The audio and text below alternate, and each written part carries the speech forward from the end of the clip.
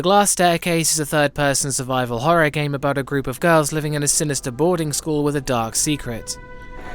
Atmosphere. There's a wind blowing through the grey, foggy light of the boarding school's derelict halls, and the tone is set immediately.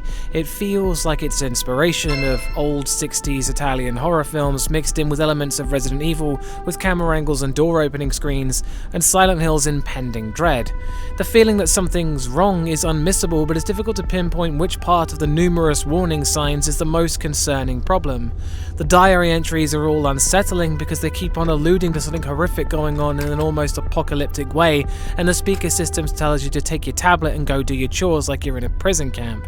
It's dreamlike, it's unreal. And then you open the front door, see something, and you're moved on to the next day, playing as a different one of the helpless girls trapped in this surreal place.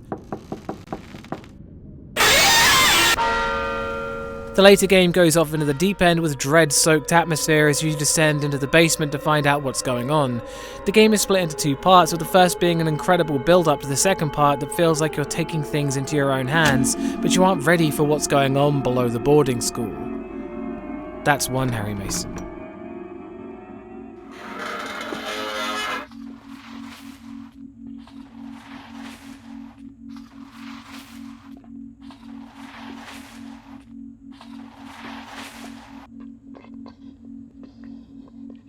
Scares.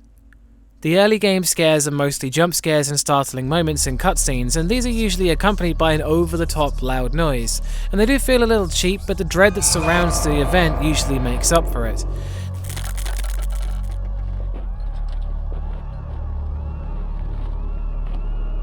The enemy designs for the main antagonist are a little underwhelming and seem to be a one-for-one copy of a Resident Evil boss, but there's something deeply disturbing about the zombie-like creatures near the end of the game with their almost animal-like faces and melted skin. There's a few chase sequences and they do not work very well with the fixed camera angles, but this does include a lot of dread since the game's autosave points are very sparse and failing will send you back quite a long way. The combat encounters are more intense for the same reason. Even with infinite ammo and auto-aiming gun, the camera angles and tank controls make the narrow corridors and large amount of enemies difficult to deal with. The game isn't very long, and while some things didn't hit the mark in its short runtime, a lot of things did. That's two Harry Masons.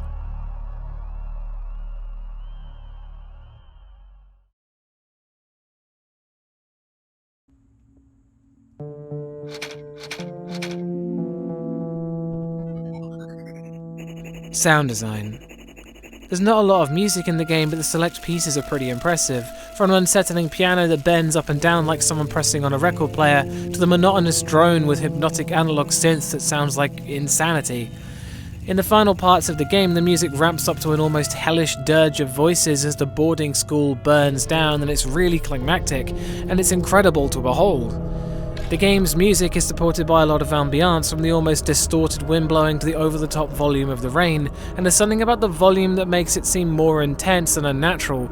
The clock bell sound is also so distorted that it's off-putting, and a lot of the sound effects are like that, unnaturally loud or distorted. Many of the other sound effects are stock, and there's not too many of them, so it's not very noticeable, and it didn't personally bother me at all.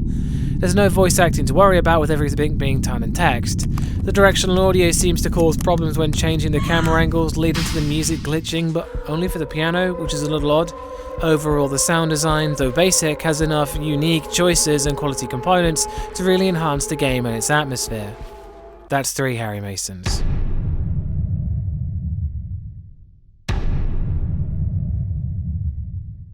Gore. There are rooms full of bodies and hanging bloody corpses to portray the kind of things going on in the boarding school basement.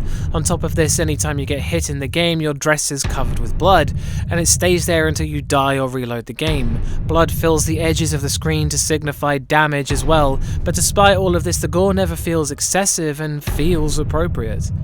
That's 4 Harry Masons.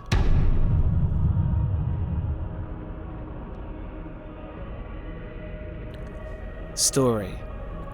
The game starts you with pretty much nothing, opening with a title role and the boarding school's ominous vibes. The speaker system tells you to take your tablet and the game begins.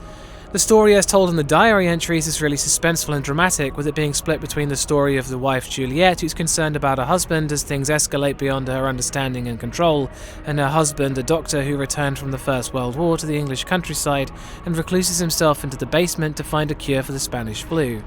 The story dips into cliché territory a few times, but the writing in the diary entry is so apocalyptic in its scope and mysterious in its nature, with the highlight being Juliet's hopeless plea for normality, that it genuinely had me excited to read the next one. There's a little bit of environmental storytelling that kind of mixes in with the gore, but it's pretty blunt, but ultimately doesn't matter that much. The game's ending is pretty sad and reminds you of the cost of your character's success. Making the final score 5 out of 5 Harry Masons. Whilst it has a few extremely minor flaws, I found the game to be an incredible mix of engaging storytelling and atmospheric dread. The way the game is split up really works wonders for its pacing, and the way it ends is frankly incredible. Again, I'd like to remind you this whole thing is down to my opinion in horror games, and if you don't share this opinion, then that's cool, I get it. There'll be more horror reviews in the pipeline, and thanks for watching. And also check out Bumps in the Middle of the Night. Peace.